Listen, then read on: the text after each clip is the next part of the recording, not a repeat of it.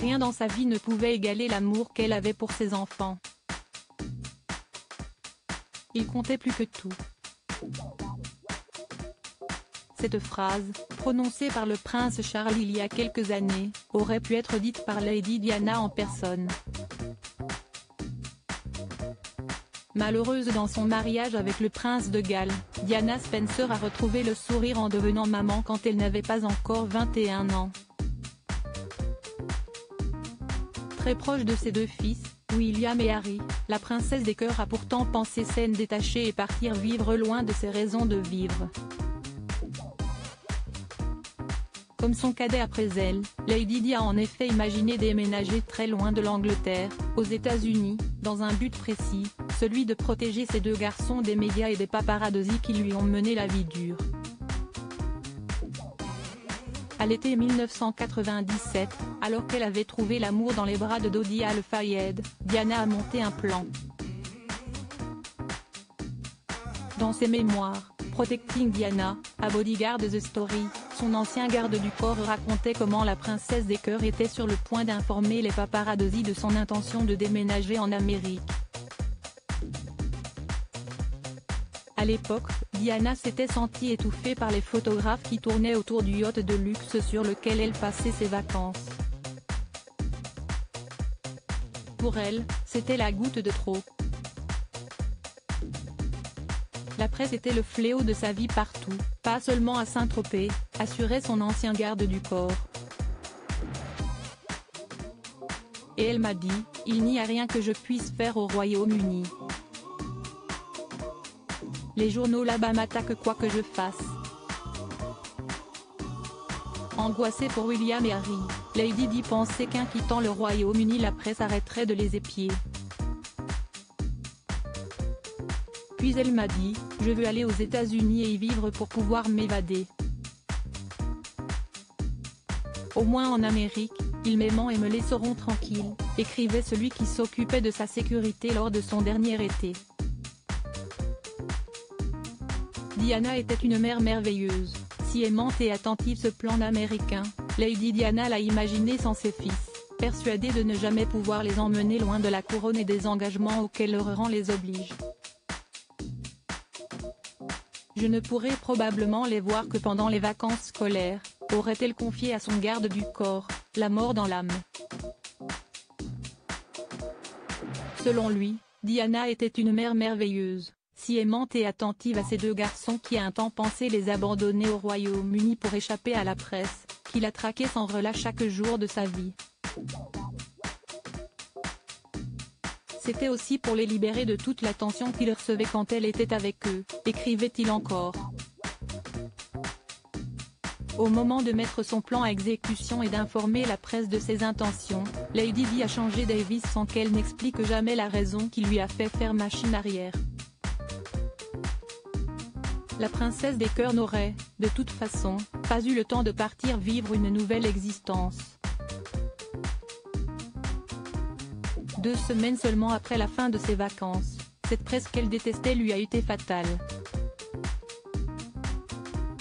Pourchassée par des paparazzi lors d'un week-end en amoureux à Paris, Lady Di a perdu la vie dans une course-poursuite. Dans la nuit du 31 août 1997, la Mercedes dans laquelle elle se trouvait s'est écrasée sous le pont de l'Alma après que le chauffeur a tenté de semer les paparazzi. Quelques heures avant cette nuit tragique, elle a parlé pour la dernière fois à ses 2 enfants, ceux qu'elle voulait protéger à tout prix. Dans un documentaire consacré aux 20 ans de la mort de sa mère, le prince William confiait avoir raconté les très bons moments qu'il passait à Balmoral à sa mère, à l'époque Harry et moi-même courrions partout pour jouer avec nos cousins et nous amuser, expliquait le duc de Cambridge.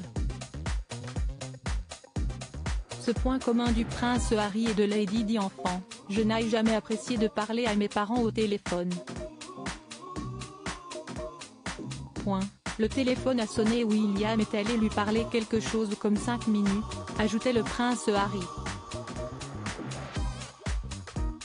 Je ne me rappelle pas nécessairement ce que j'ai dit. Mais ce dont je me suis certain, si est que je regretterai probablement jusqu'à la fin de mes jours la brièveté de cet appel. Repenser à cet instant aujourd'hui est extrêmement pénible. À l'époque encore adolescents, les princes William et Harry ont été protégés au maximum par la famille royale, et surtout Élisabeth II. Mais en vieillissant, le duc de Sussex a ressenti la même aversion pour les médias que sa mère. Publiquement, il n'a pas hésité à condamner les paparazzi, responsables selon lui de la mort de la princesse des cœurs. Une des choses les plus difficiles à accepter est de savoir que ceux qui l'ont poursuivie dans le tunnel sont aussi ceux qui ont pris des photos d'elle alors qu'elle était en train de mourir à l'arrière de la voiture, confiait le prince Harry dans un documentaire diffusé sur la BBC en 2017. Nous le savons avec William, ceux qui étaient au courant nous l'ont répété, elle souffrait d'une blessure plutôt grave à la tête mais elle était encore en vie à l'arrière. Ces gens qui ont causé l'accident au lieu de l'aider, ont pris des photos d'elle en train de mourir. Ce que Lady Di n'a pas eu le temps de faire, le prince Harry l'a fait. Bouleversé et profondément choqué par le traitement réservé à son épouse, Meghan Markle, le duc de Sussex a quitté l'institution avec perte et fracas pour s'installer aux États-Unis et profiter d'une vie presque normale. Le prince Harry, malgré la mort de sa mère, rien n'a changé cette vie dont il jouit aujourd'hui, si est aussi celle à laquelle rêvait Lady Di. Car en Californie, le prince Harry peut savourer une tranquillité retrouvée, loin de la presse qu'il déteste comme sa mère avant lui. À Londres puis à Los Angeles, le prince Harry s'est attaqué frontalement aux médias, jusqu'à en assigner plusieurs en justice, tout comme Meghan Markle. Ce qui m'inquiète profondément, si est que de telles pratiques, et pire encore, sont encore répandues aujourd'hui, regrettait le papa d'Archie et de Lilibet.